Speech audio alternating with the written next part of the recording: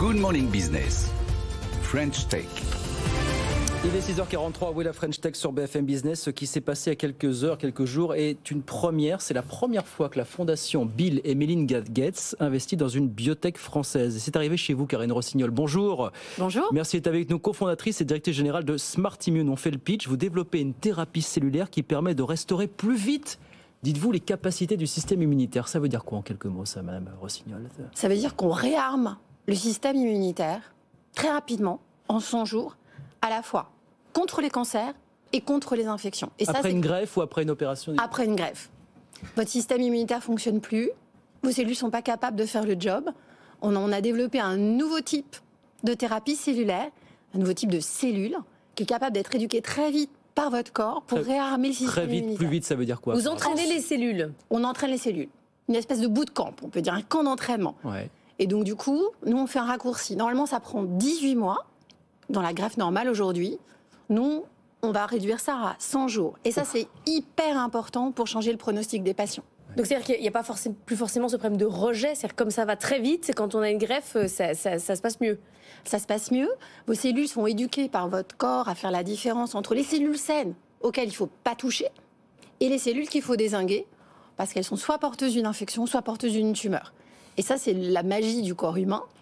C'est le thymus qui fait ce job-là, une espèce de camp d'entraînement. Et on est la première société capable de capitaliser là-dessus. Comment vous avez mis ça au point? Alors, c'est quoi la différence? Comment vous avez réussi à accélérer ce processus-là, du coup? On a la chance de travailler avec deux inventeurs, deux femmes, j'insiste un peu, qui sont géniales.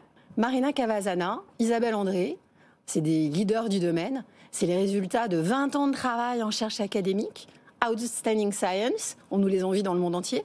Et elles ont trouvé le moyen de différencier en 7 jours dans un bioréacteur des cellules souches sanguines en cellules qui sont capables d'aller dans le thymus. Donc on fait en 7 jours ce que la nature humaine fait en 15 mois. Ah ouais. Donc vous raccourcissez énormément le temps d'éducation de ces cellules et vous rendez actifs. Comment vous avez pu faire venir la fondation Gates jusqu'à vous? Donc on rappelle, ils vont investir 5 millions de dollars, ils vont rentrer votre capital. Ils rentrent à notre capital. Quoi, j'ai vu 10% à peu près, c'est ça? Alors, non, ils vont faire 10% de la prochaine série A. 10% de la prochaine série A, c'est ça. Et ils rentrent au capital.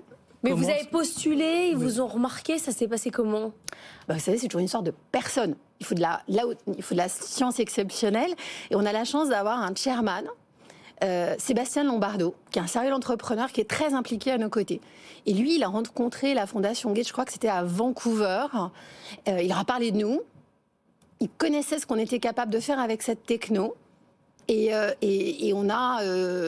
Ça se joue sur un cocktail? C'est ça que vous... c'est-à-dire que c'est une rencontre de pas de porte Oui, exactement. Vous n'avez pas pitché devant Bill Gates directement? Vous ne l'avez pas rencontré en vrai? Non. On a pitché devant les scientifiques de la Fondation. Et je peux vous dire, je pense que c'est encore plus dur parce qu'ils sont hyper bons. Donc ils vous envoient, la Fondation, les scientifiques qui viennent vérifier votre intérêt? Exactement. Si notre science, audit après. Ouais, exactement. Si notre science tient la route ou pas. Et ça, c'est un signal hyper important pour nous parce que quelque part, ça valide la techno. C'est-à-dire qu'ils ont cette réputation d'être hyper exigeants en science.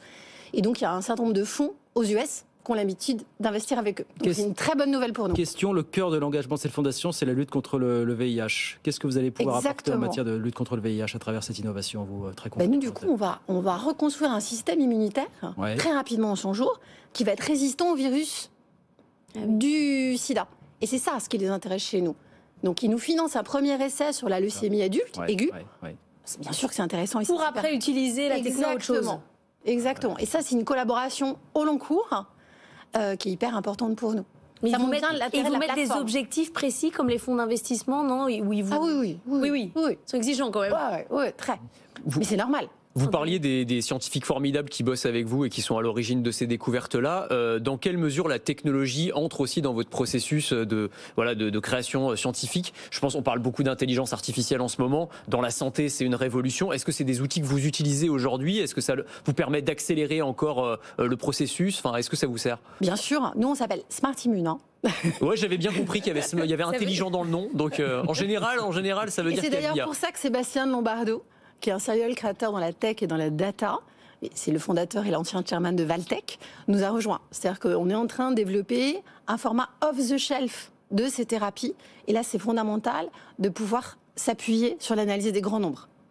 Pour faire quoi exactement, du coup? Pour développer un algorithme qui va nous permettre de mieux choisir, vous voyez, des biobanques de proticelles qui seront déjà préparées, donc qui seront beaucoup moins chères. Nous, notre objectif, c'est d'apporter ces médicaments de thérapie innovantes au plus grand nombre, le plus rapidement possible. Et pour ça, on a besoin d'outils comme ça. Et vous avez besoin de capitaux supplémentaires parce que là, je voyais Maintenant, effectivement vous avez le tampon, 5 000. ça va être facile. Oui, est-ce que, alors une fois qu'on a l'estampille Bill et Melinda Gates, est-ce que ça peut provoquer, pardon de le dire comme ça, une volée de moineaux avec la venue d'autres investisseurs pour Alors, vous? Est-ce que c'est j'adorerais vous dire que ça va être une volée de moineaux. Oui. C'est peut-être pas aussi simple que ça, mais c'est sûr qu'effectivement, Quand même. tout de suite, hein, vous avez des fonds américains avec lesquels on était déjà d'ailleurs en discussion, hein, qui vous rappellent, et bien sûr que ça va nous aider. Forcément débloquer beaucoup de Américains, choses. vous savez, forcément. oui. Ah non, pas que.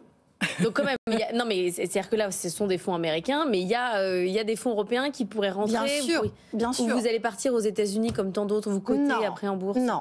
Si les États-Unis sont obligatoires pour une jeune société comme la nôtre, nous, on se définit comme Européens. Cette science, elle a été inventée ici. Aujourd'hui, le cœur du réacteur, il est encore ici. On a des essais initiés aux États-Unis, Oui. avec le Sloan Kettering Cancer Center à New York. Donc, on travaille, Harvard Medical School, on travaille avec les meilleurs.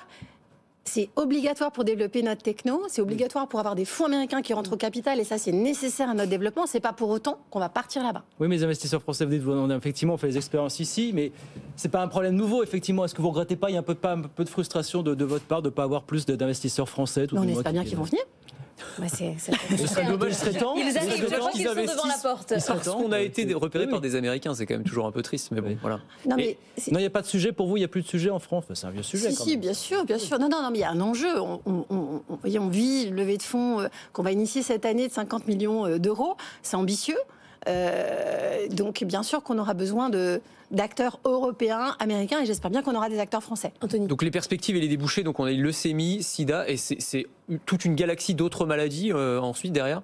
Bah, vous réarmez le système immunitaire. Donc, du coup, c'est une plateforme qui peut être utilisée pour plein de choses différentes. Nous, on est hyper focus là. Notre objectif dans les 2 années qui viennent, c'est de valider la techno sur 2 indications. Une indication, quand votre système immunitaire ne fonctionne pas, il y a deux grands cas. Soit vous êtes né comme ça, c'est une maladie du système immunitaire héréditaire, les bébés bulles. Donc on est déjà en essai clinique, on a déjà des super résultats sur ces bébés bulles. C'est le papa des bébés bulles d'ailleurs qui travaille avec vous, qui a travaillé là-dessus. On a travaillé avec Alain Fischer, mais l'inventeur de la techno, c'est effectivement 2 femmes. Moi, j'ai eu la chance de travailler avec Alain Fischer à l'Institut des maladies génétiques, imagine, pendant 10 ans. Donc, effectivement, cet écosystème permet de développer une des meilleures sciences du monde.